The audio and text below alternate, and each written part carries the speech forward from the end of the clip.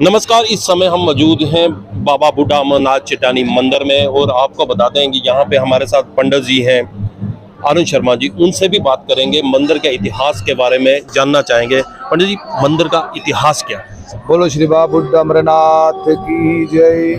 ओम त्र्यंबकं यजामहे सुगंधि पुष्टिवर्धनम उर्वारुकमिंदनाथ मृत्योः मोक्ष्य मामृतात्। बोलो श्री बाबा बुद्ध अमरनाथ की जय। सबसे पहले जो मैं आपका बाबा बुद्ध अमरनाथ जी में हार्दिक स्वागत करता हूँ कि आप अपने के माध्यम से जो है पूरे विश्व को जो मंदिर का बाबा बुद्ध अमरनाथ जी की कथा है उसके बारे में उनको दिखाओगे, बताओगे।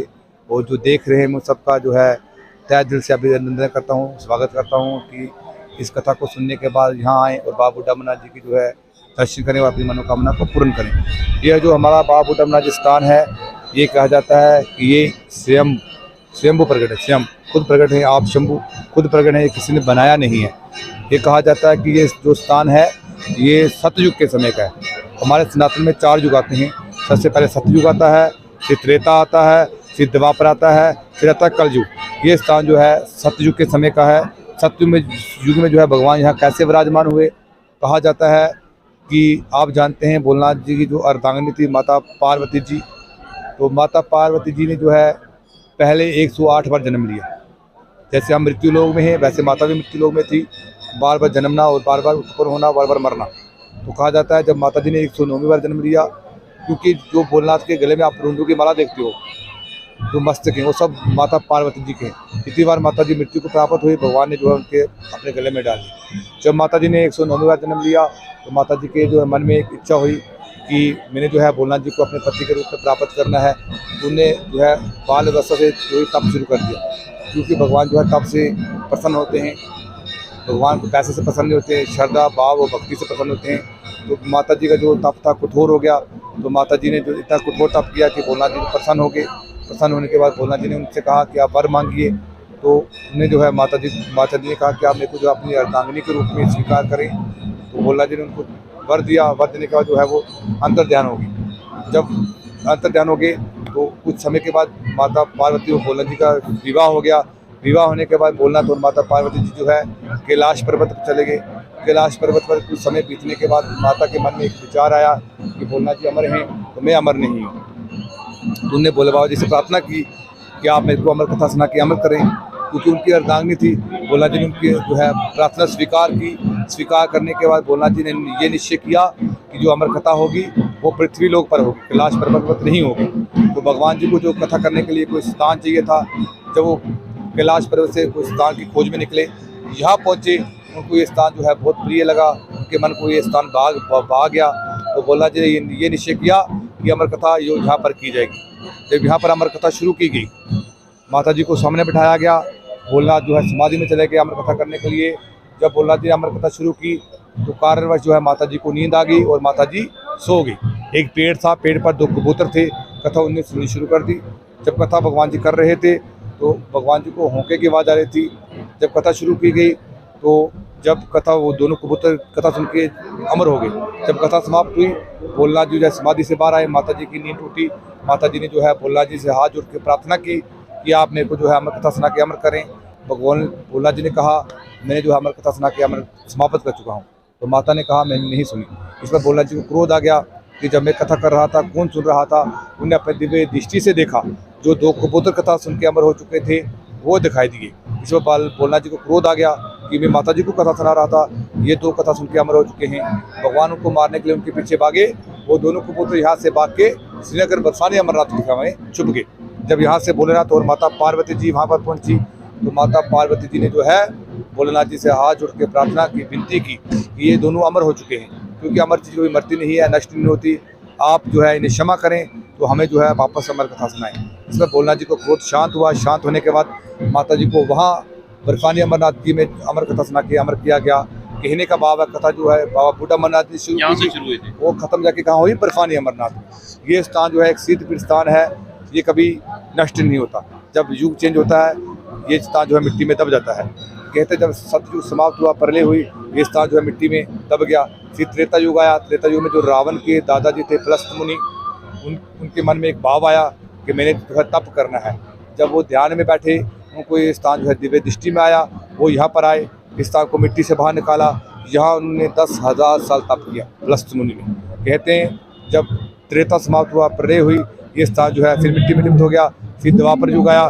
द्वापर युग में जो कहते हैं पांडु को वनवास था, पांडु जो अपने वनवास काल में यहाँ पर आए, इस स्थान को मिट्टी से बाहर निकाला, यहाँ पूजा अर्चना की और चले गए। जब द्वापर समाप्त हुई, प्रलय हुई, ये स्थान फिर जो है मिट्टी में दब गया। फिर आया कल युग जो भी चल रहा है। तो कहते हैं आज से 2500 साल पहले की बात है, क्योंकि 1947 से पहले जो पुंछ एक राज्य था, इसका नाम था पलस्त राज्य। ये जो है रावण के दादाजी की बसाई हुई नगरी है। कहा जाता है जब 1947 में बंटवारा हुआ, हमारे 3 हिस्से पाकिस्तान ने ले लिया, एक हिस्सा हमारे पास बचा, इसको जो है डिस्ट्रिक्ट बना दिया गया, वो इसका नाम चेंज कर दिया गया, इसको जो पलस्त राज्य से इसको पुंछ बना दिया गया। कल युग में फिर ये स्थान वापस कैसे आया? कल युग में जो इस राज्य की महारानी चंद्रिका थी, आज से 2500 साल पहले, वो क्या करते थे, हर वर्ष सावन के महीने में जो है यहाँ से गाँव पड़ता 10 किलोमीटर, तो लोरन, उसे लवरकोट कहा जाता था, वो उसकी राजधानी थी। तो महारानी क्या करते थे, हर वर्ष जहाँ से जो है ये स्थान मिट्टी में दबा हुआ था, तो वो हर साल क्या करते थे, सावन के महीने में जो है बर्फानी अमरनाथ के दर्शन करते थे। तो कहते हैं एक वर्ष क्या हुआ कि मौसम खराब हो गया, बर्फबारी पड़ गई, रास्ते बंद हो गए, महारानी वहाँ दर्शन के लिए नहीं पहुँच पाई। महारानी जो थी महादेव की बहुत बड़ी उपासक थी, उसे भोलेनाथ जी से बहुत प्रेम था। रानी के मन में एक विचार आया कि मुझसे कोई गलती हो गई है, जब मुझसे कोई त्रुटि रह गई है, भगवान ने मेरे को दर्शन के लिए नहीं बुलाया। तो रानी ने क्या किया, हठ योग क्या, खाना पीना त्याग दिया कि मेरे को भगवान के दर्शन नहीं हुए, मैं जो है मृत्यु लोक को प्राप्त करूंगी। आप जानते हो जो थोड़े दिन अन्न ग्रहण नहीं करेगा, जल ग्रहण नहीं करेगा, उसका शरीर जो है कमज़ोर हो जाता है, काम करना बंद कर देता है, चलना बैठना उठना बहुत मुश्किल हो जाता है। तो रानी की यही स्थिति होगी, रानी का चलना बैठना बहुत कठिन हो गया। तो कहा जाता है इतना कठिन हो गया कि जो रानी की दासियाँ थी वही रानी को नित्य कर्म कराती थी। थोड़े दिन और बीतते हैं तो रानी को स्वप्न आता है। स्वप्न में महादेव एक बूढ़े महात्मा का रूप धारण किए हुए रानी को दर्शन देते हैं और रानी से बात करते हैं कि आपको क्या परेशानी है। रानी जो है सारी कथा बताती है कि मेरे को भगवान के दर्शन नहीं हुए, इसलिए जो है मुझसे कोई गलती हो गई है, जब मुझसे कोई त्रुटि रह गई है तो मैंने इसलिए जो है जल त्याग दिया कि मेरे को भगवान के दर्शन नहीं हुए। जो भोलेनाथ स्वप्न में थे वो कहते हैं आपको कहीं जाने की जरूरत नहीं, आपको आपके ही राज्य में दर्शन होंगे। इस पर रानी जो है भोलेनाथ, रानी का स्वप्न टूटता है। सुबह होती है तो रानी सोचता है ऐसे कोई सपना आया होगा। सुबह वही भोले बाबा किसी बूढ़े महात्मा के रूप में रानी के महल में जो है प्रकट हो जाते हैं। प्रकट होने के बाद जो है भिक्षा के लिए आवाज़ लगाते हैं। जब भिक्षा के लिए आवाज़ लगाते हैं तो रानी की दास से भिक्षा लेके आती हैं, तो महात्मा जी मना कर देते हैं कि मैं जो है भिक्षा महारानी के हाथ से लूँगा, किसी और के हाथ से नहीं लूँगा। जो दासी होती है वो झगड़ा शुरू करती है, बहस करती हैं कि रानी बीमार है, बैठ ही सकती, उठ ही सकती, आपको भिक्षा कैसे देगी। तो महात्मा जी कहते हैं आप जाके रानी को मेरा संदेश दीजिए। एक दासी जो उनकी बात स्वीकार करती है। स्वीकार करने के बाद जब वो कक्ष के अंदर प्रवेश करती है, प्रवेश करने के बाद जब वो रानी को संदेश देती है, उस संदेश में इतनी शक्ति होती है कि जब रानी को संदेश मिलता है, भोलेनाथ जी के प्रभाव से रानी के शरीर में जान आती है, उठती है और चलना शुरू कर देती है। बाहर के क्या देखती है, वही महात्मा जी जो स्वप्न में थे। प्रणाम करती है। प्रणाम करने के बाद महात्मा जी से प्रार्थना करती है कि आप हमको स्थान बताइए। फिर वहाँ 10 किलोमीटर दूर जो है रानी की पालकी तैयार की जाती है।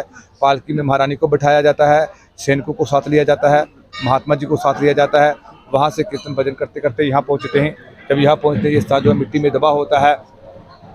जो महात्मा जी होते हैं अपने त्रिशूल से स्थान को मारे करते हैं। मारे करने के बाद सैनिकों को कहते हैं जगह खोदें। जब जगह खोदते हैं आदर आपने एक पालकी देखोगी, वही स्वयंभू है, वही सतयुग के समय की प्रकट है। पहले वो निकलती है, वो निकलने के बाद अंदर भगवान जी स्वयंभू बूढ़े के रूप में विराजमान हैं, वो निकलते हैं। वो निकलने के बाद सफाई की जाती है। सफाई करने के बाद जो महात्मा जी होते हैं वो रानी को अंदर ले जाते हैं और अपने हाथ से जो है पूजा अर्चना करवाते हैं। जब पूजा चार द्वार बने हैं, ये जमीन से ही प्रकट हुए? ये स्वयं खुद प्रकट है, किसी ने बनाया नहीं, ये सतयुग के समय के। तो फिर वहाँ जो है रानी जो भोलेनाथ होते हैं, जो महात्मा जी होते हैं वो रानी को अपने हाथ से पूजा करवाते हैं।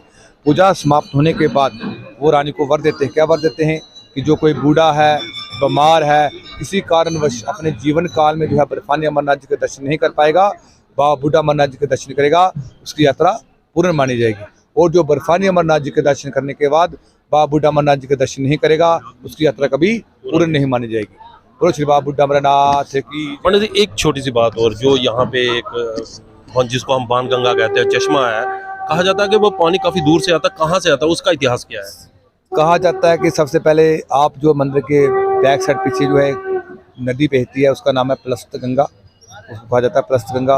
गेट के सामने एक गौरी कुंड है। कहा जाता है कि वो जल जो है बर्फानी अमरनाथ जी से आता है और यहाँ से बाहर निकलता है। वो जल नहीं, वो अमृत है। अमृत क्यों है कि उस जल को आप उस अमृत को घर ले जाएं, वो कभी खराब नहीं हो, उसमें कोई कीड़ा नहीं पड़ेगा, कोई जाला नहीं पड़ेगा। उसको आप 10 साल 20 साल रखें, जैसे गंगा मैया का जल है वैसे ही वो जल है, उसको ले जाएं और घर में रखें। यहाँ जो है मंदिर में जितने भी हमारे यात्रीगण आए सबके लिए रहने की व्यवस्था है, खाने की व्यवस्था है। और ये जो मंदिर है ये 12 महीने खुला रहता है, कभी बंद नहीं होता। यहाँ बर्फबारी भी होती है, ये मंदिर खुला रहता है। आप जब मर्जी आइए, यहाँ बुड्ढा अमरनाथ जी की जो है पूजा अर्चना कीजिए और अपनी मनोकामना को पूर्ण कीजिए। जैसा कि आपने सुना इस मंदिर के पूरे इतिहास के बारे में, और पंडित जी ने बड़े ब्रीफ से ये बताया कि इस मंदिर का इतिहास क्या है। और सबसे बड़ी बात है कि जो 4 धाम की यात्रा करे या कश्मीर अमरनाथ की यात्रा करे, जब तक यहाँ बूढ़ा अमरनाथ मंदिर में आकर यात्रा नहीं करेगा उसकी वो यात्रा पूर्ण नहीं होगी। इसलिए सभी से अनुरोध है कि यहाँ पर आकर एक बार इस मंदिर में आकर बाबा बूढ़े अमरनाथ जी के दर्शन जरूर करें। हर हर महादेव।